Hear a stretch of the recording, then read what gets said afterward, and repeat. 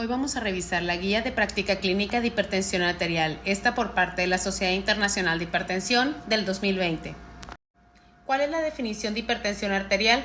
Esta es encontrar en el paciente presión arterial igual o mayor a 140-90 milímetros de mercurio en varias ocasiones. Así nosotros podemos hacer un diagnóstico preciso. En esta tabla nos vamos a dar cuenta de las cifras que debemos de tener con nuestros pacientes cuando hacemos la medición de la presión arterial. Vamos a revisarla. Presión arterial normal. Recordemos, en el 2017 hubo el cambio en las cifras de presión. ¿Qué quiere decir? Que bajaron hasta menor de 130 y menor de 85 milímetros de mercurio para los pacientes normales sanos. Presión normal alta. Aquí tenemos que la presión sistólica puede ir desde 130 a 139 y con una presión diastólica que puede ir desde 85 hasta 89 milímetros de mercurio. ¿Cuál es el objetivo de diagnosticar a un paciente con presión normal alta? Quiere decir que este paciente puede beneficiarse con cambios en sus hábitos, cambios, dejar de fumar, dejar de tomar, disminuir su peso, disminuir la sal en su alimentación. Este tipo de cambios de vida pueden hacer que el paciente tenga reversión completa en las cifras de presión arterial. Hipertensión grado 1. Esta tenemos que tiene unas cifras de presión sistólica 140 hasta 159 con una presión diastólica que puede ir desde 90 hasta 99 milímetros de mercurio. La hipertensión grado 2 maneja cifras mayores o iguales de 160 a 100 milímetros de mercurio. Un dato importante es que la Sociedad Internacional de Hipertensión está manejando como adultos a toda persona mayor de 18 años. ¿Qué quiere decir? Que por ser adolescente, tiene que tener presión arterial al momento de ingresar a la consulta y con eso nosotros poder ver si tiene algún grado de alteración en la presión. Por otro lado, nos presenta la tabla que debemos de manejar para el paciente con monitoreo ambulatorio de la presión arterial. ¿Qué quiere decir esto? Que nosotros tenemos valores diferentes para el paciente en el consultorio y valores externos cuando el paciente anda en actividad física. Cuando nosotros obtengamos los resultados del monitoreo, vamos a observar que tenemos tres datos que vamos a tomar de suma importancia. Uno es el promedio de las 24 horas, otro es el promedio diurno o despierto del paciente y el otro es el promedio nocturno. Los valores en el monitoreo para nosotros poder diagnosticar al paciente hipertenso son: en el proceso de 24 horas debe de estar mayor o igual a 130-80.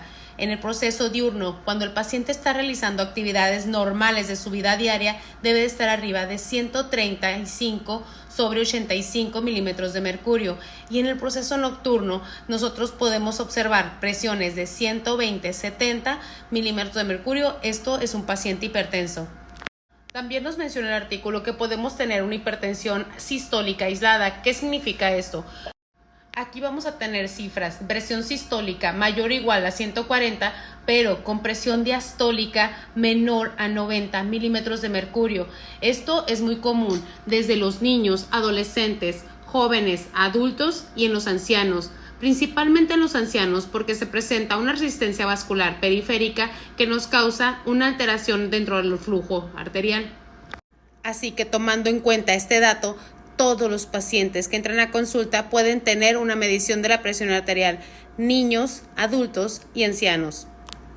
¿Cómo debemos de medir la presión arterial? Primero que nada, el paciente tiene que estar en reposo de 3 a 5 minutos antes de hacer la primera medición. El paciente no debe de haber ni fumado, ni realizado ejercicios, ni tomado bebidas alcohólicas. Debe de estar sentado, recargado completamente y tener el brazo a nivel del corazón. El manguito debe ajustar exactamente a la circunferencia del brazo. No debe de quedar ni flojo, ni debe de quedar muy justo. Si es un aparato de mercurio, nosotros debemos de insuflar hasta dejar de tener una sensación de pulso en la medición y con eso hacer una elevación de 20 milímetros de mercurio mayor y dejar que disminuyendo la presión de 2 a 3 milímetros de mercurio por segundo para hacer la medición del primer ruido, que sería tu presión sistólica, y el último ruido que se escuche, que sería tu presión diastólica. Debemos evitar tomar la presión arterial inmediatamente después de haber dejado de insuflar el manguito, o sea, hacer repeticiones instantáneas en el mismo brazo de la presión, ya que así nosotros vamos a tener una presión alterada porque al momento de insuflarla por primera vez hacemos vaciamiento de los vasos y al momento de volverlo a insuflar estos vasos pueden estar colapsados. Para nosotros hacer el diagnóstico de hipertensión en el consultorio no se puede realizar en una sola consulta, a excepción de que el paciente presente cifras hipertensivas mayores o iguales de 180 a 110 milímetros de mercurio, más enfermedad cardiovascular. En caso de que no sea así y nosotros tengamos presiones alteradas dentro de 140-90, vamos a tener de 2 a 3 visitas más por el paciente con una separación de 1 a 4 semanas para valorar el paciente nuevamente y darle el diagnóstico certero de hipertensión. La medición se recomienda que se realice en los dos brazos. Si tenemos una diferencia de 10 milímetros de mercurio de brazo a brazo, nosotros vamos a tomar como presión arterial, sí, el brazo más elevado.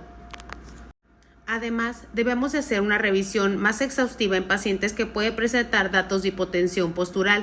¿Cómo le vamos a hacer? Después de haber medido al paciente la presión arterial adecuadamente, vamos a pedirle al paciente que se levante. Al minuto de estar levantado, vamos a tomar la presión arterial y posterior de a 3 minutos más, vamos a volver a realizar la toma de la presión arterial. Si vemos que hay cambios en las cifras de la presión arterial, tu paciente puede sufrir síncope por hipotensión. Estos principalmente los pacientes ancianos y en los diabéticos. La guía también nos maneja lo que es hipertensión de bata blanca e hipertensión enmascarada. ¿Qué diferencia tiene cada una? La hipertensión de bata blanca significa que nosotros podemos tener un paciente en el consultorio con cifras mayores de 140-90, pero ambulatoriamente el paciente en un monitoreo está normotenso todo el día. El 10 al 30% de los pacientes en la consulta pueden presentar este tipo de diagnóstico. La hipertensión enmascarada es un paciente el cual en la consulta sale completamente normal su presión arterial, pero en un monitoreo ambulatorio el paciente puede tener cifras muy elevadas de la presión y esto se equivale a un porcentaje mucho más bajo, que es del 10 al 15% de los pacientes.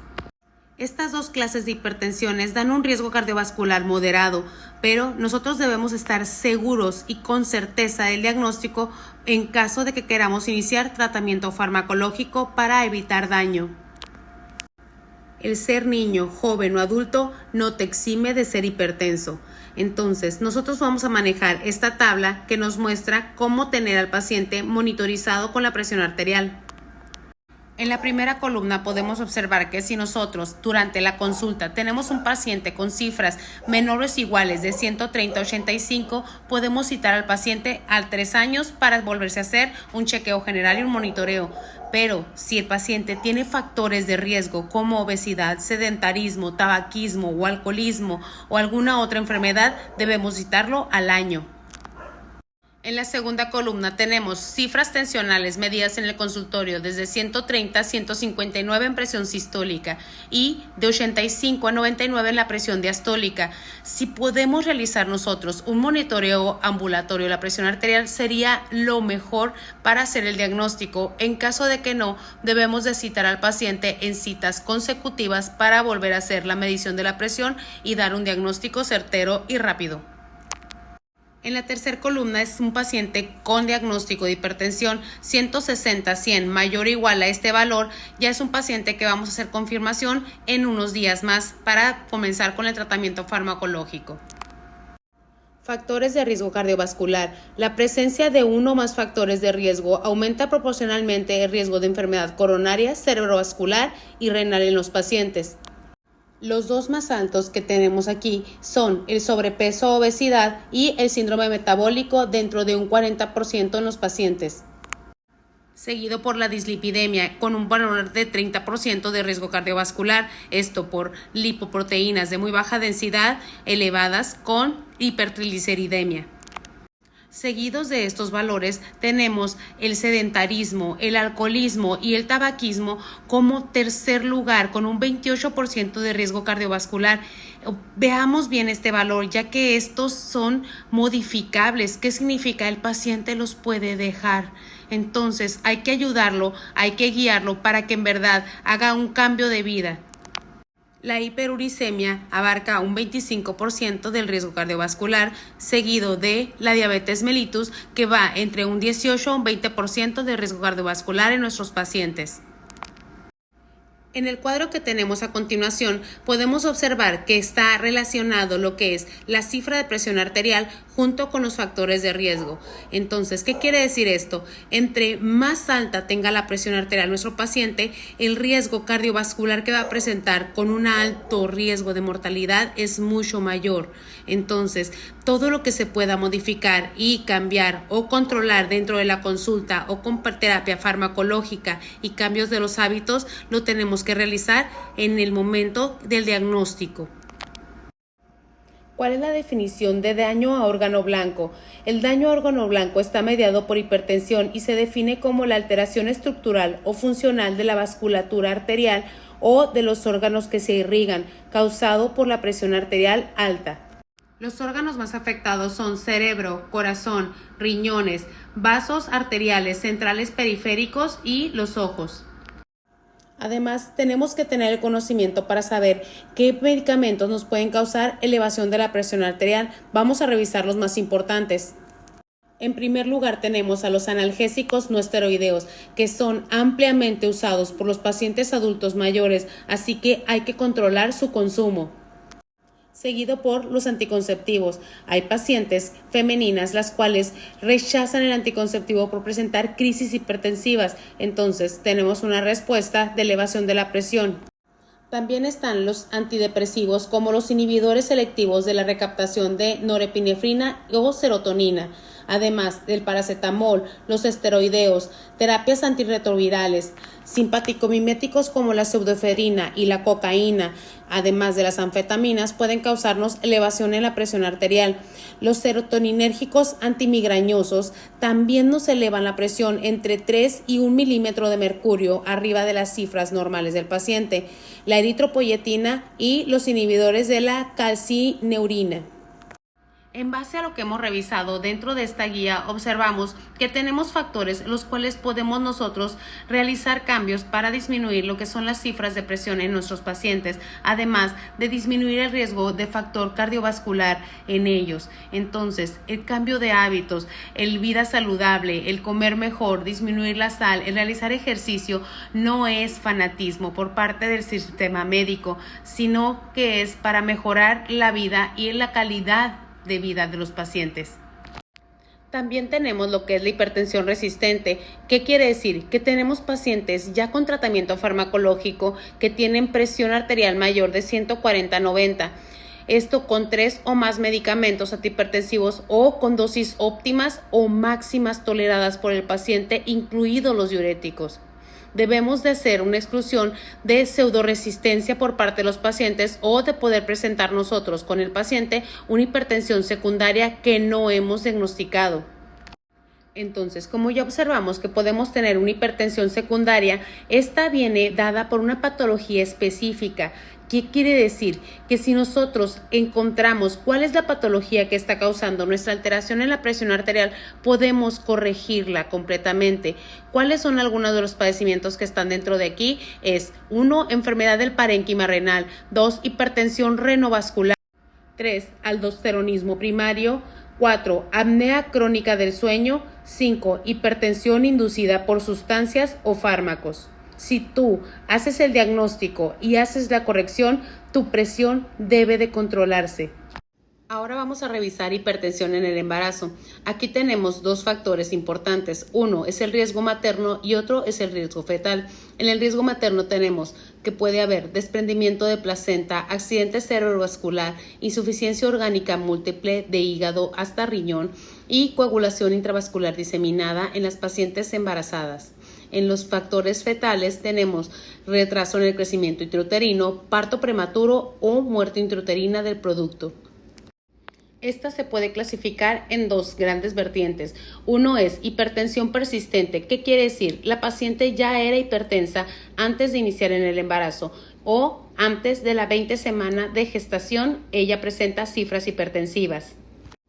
La otra es hipertensión gestacional, que comienza después de la semana 20 de la semana gestación y aproximadamente dura 6 semanas posteriores a terminar el embarazo.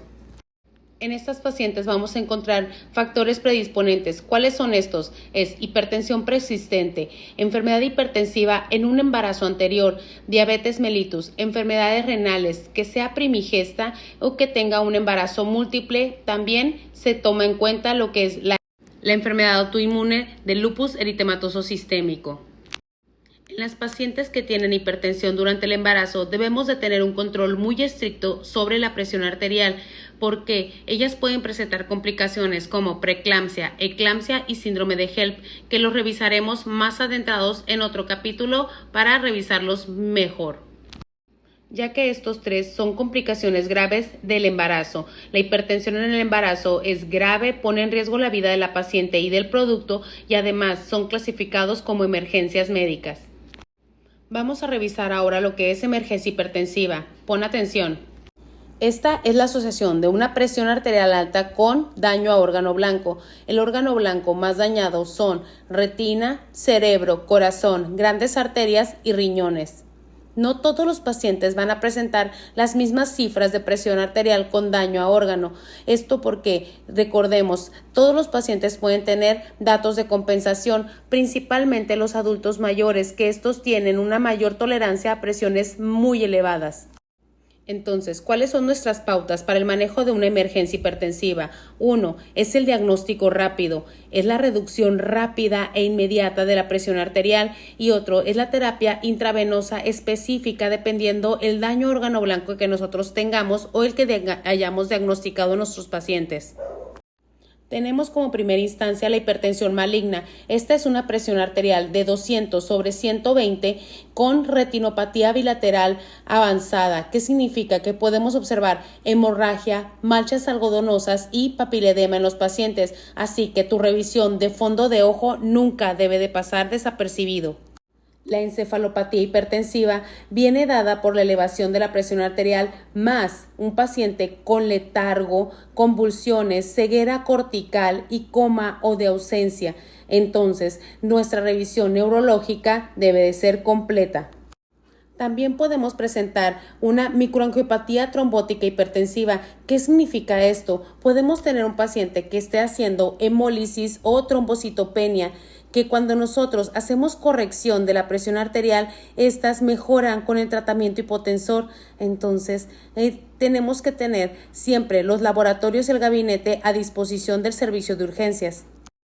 Entre los más importantes y más frecuentes vamos a encontrar pacientes con EBC isquémico o hemorrágico, síndrome coronario agudo, edema pulmonar, choque cardiogénico, aneurisma y disección aórtica, pacientes embarazadas con presiones elevadas con preeclampsia, eclampsia y síndrome de HELLP.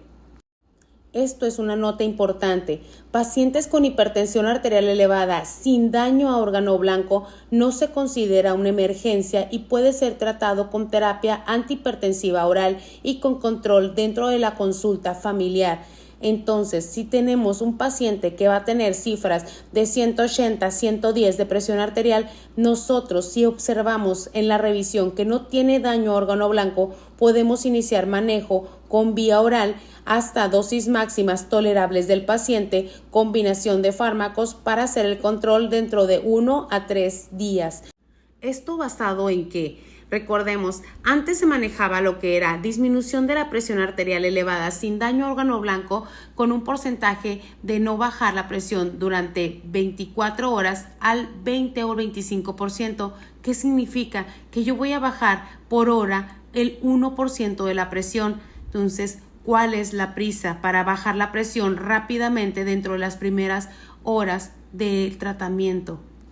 Además, cada paciente tiene mecanismos de compensación diferentes, entonces nosotros debemos de citar al paciente por medio de la consulta para hacer el control de la presión arterial adecuadamente con la terapia farmacológica vía oral. cuando veamos nosotros que hay algún dato neurológico o de daño a órgano blanco importante, ahí sí es un manejo rápido en emergencias para todo paciente.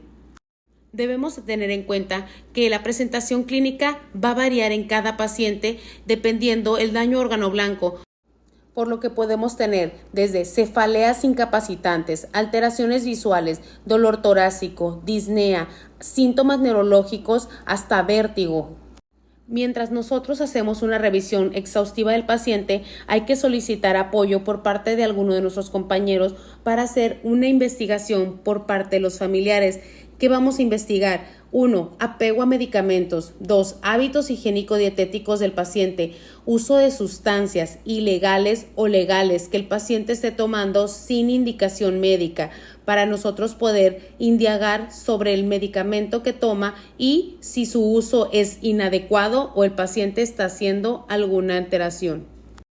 Como ya observamos que el daño a órgano blanco es lo principal dentro del manejo de la presión arterial, vamos a ser específicos en el manejo. Este cuadro que observamos aquí trae cada uno de los medicamentos que debemos de utilizar dependiendo el daño al órgano que estamos protegiendo. Entonces, vamos a hacer una revisión externa que va a ser únicamente de medicamentos, dosis, presentación, aplicación, farmacocinética y farmacodinámica.